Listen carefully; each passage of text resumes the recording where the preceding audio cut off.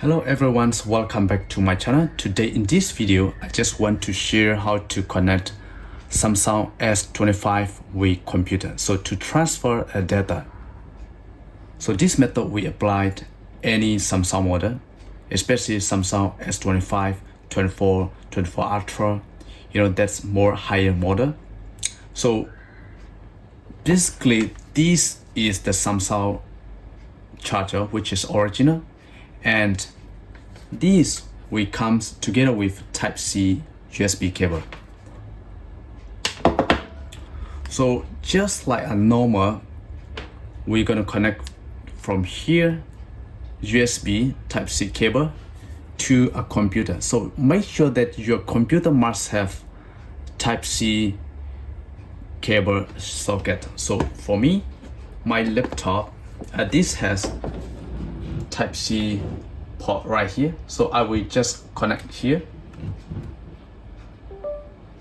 So you will hear there's a pop-up sound, and the thing is, if you're trying to find on the laptop screen on the monitor here, you will not able to see anything right there. So let me try to check it over here. And I will see here MAS. This is it let us know there is device connected, which is the model MAS S25. If I click here and this folder is empty, we can't do anything the folder into our computer, so we cannot transfer the file or data, anything.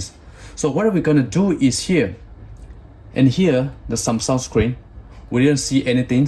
So if we scroll from on the top from the bottom here, then we will see here's the Wi-Fi, the Bluetooth, and there is nothing appear right here. So what we can do is we can just slide from this part. So you will be seeing here USB for charging phone. So by the time you can click here. Okay, let me try again.